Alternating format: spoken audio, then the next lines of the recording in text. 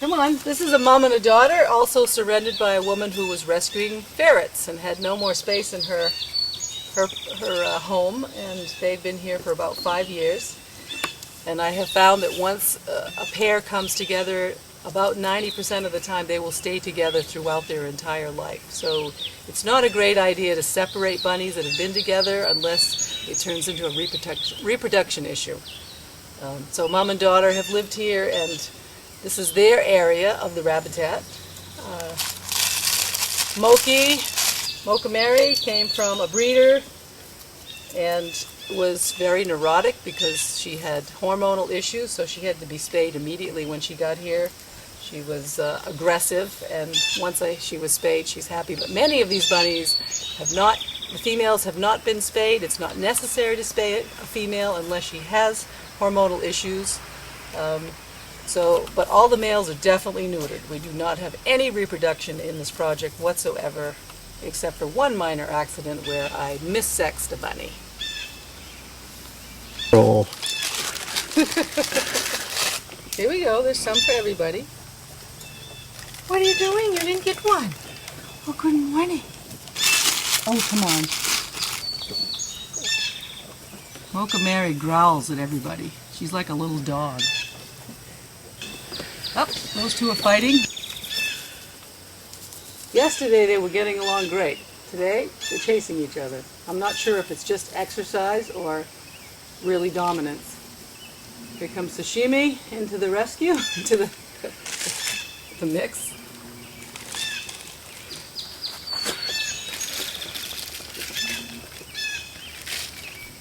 Go to Moody.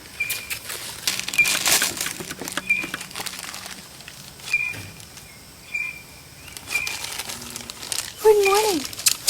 Did you cracker? Yes. One of the issues to pay attention to when you do have rabbits in a Rabbitat is if they eat too many greens, they get poopy butt, and if they get poopy butt, they might have issues with flies laying eggs, and it creates a maggot problem and you'll lose your bunny. So always check that your bunny's not getting too many greens. The other thing they get is ear mites, and with ear mites you want to use a product called Revolution, which is something they use on cats. And with one application you can clear up ear mites. It's not necessary to take your bunny to the vet and spend all kinds of money to clear up ear mites. Usually you will not have to trim toenails for the length of the time the bunny's in the Rabbitat, as long as they have a space to dig and wear down their nails. The other great thing you can do with outside rabbits and inside rabbits is to break up maple leaves or any kind of apple wood for them to chew on, because their teeth do grow about 1/4 of an inch to 1/2 inch a month. And it's important for them to chew to keep those teeth worn down and to save your furniture and your electrical cords. Hi, girls. Yes. Here we go. Yes. Hi, babies. Good morning. These are little bunnies I've had now for 7 years. All were used for breeding. Found them in the backyard of a local fellow who was selling them for $50 each. They were sitting in the sun at 90-degree weather, and I couldn't not take them home. I spent $50 to save their lives from sweltering sun, and they've been here for several years. Shade is very important for rabbits. You can't leave a rabbit in direct sunlight if it's going to be a really hot day. They have to have a place to either lie in the dirt, or if you do have them part-time in a hutch, you need to put ice water bottles in there for them to lie on. They don't mind the winter. They love digging in the snow, but they don't like freezing rain, and they don't like a lot of wind. Good morning.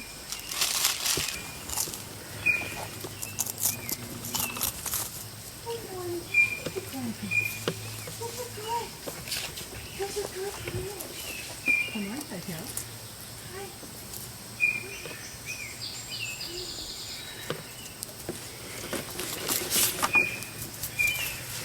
So here's one of my own homemade homes. I love the design. It's easy to build. Anybody can build something like this. It's just an A-frame with a roof and a little bed in it and holes on the end. The rabbits can go in there to be protected from weather, and they can dig underneath. And you can put the food dishes inside where they can have dry food no matter what the weather. And many times 2 or 3 of them will be snuggled together in this A-frame. Usually, Thelma and Louise live in this hutch. They were rescued in the middle of a blizzard from a single mom who had 17 cats in her apartment and no more food to feed her 2 bunnies that had been living in a fish aquarium that was 3 feet long and 1 foot wide. The rabbits are much too large to be in a small space like that, and I couldn't say no once again. Hi, babies.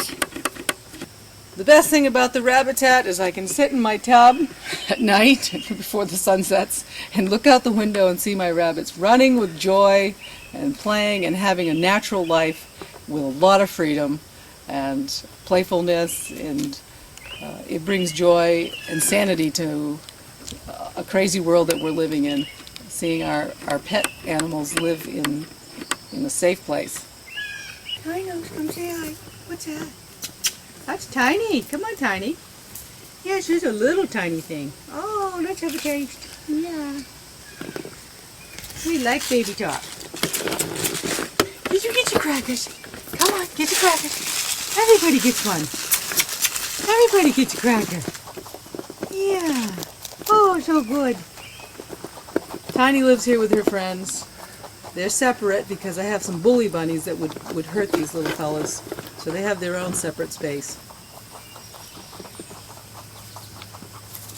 So the last part of my journey is to just take a look at half of the Rabbitat that was filled with hutches and bunnies. I had up to 150 bunnies in this Rabbitat. Most of them got along, and there were many hutches that have left here because they got old and needed to make space for these other bunnies. And I have 7 bunnies that live in this section that were almost completely wild. They've never really been domesticated. So they have the luxury of the tall grass and the freedom and many, many holes.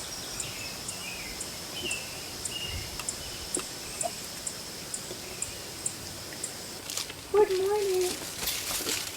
I know, everybody needs a crack. Yes. Good morning. Hey. Hey, come on now. Don't be... How deep do these holes go? What? How deep do the holes go? The holes go 40, 50 feet. Deep? Not deep lengthwise. And they're about 2 feet deep. And it's really no fun to fall in them. Good morning.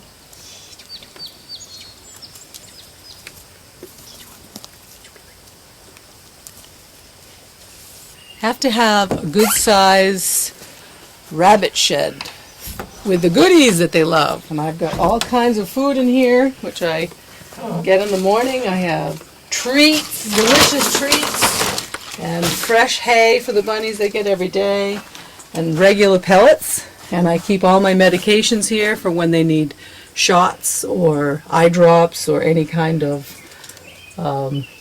medication for mites, and keeps everything warm and dry. Amen.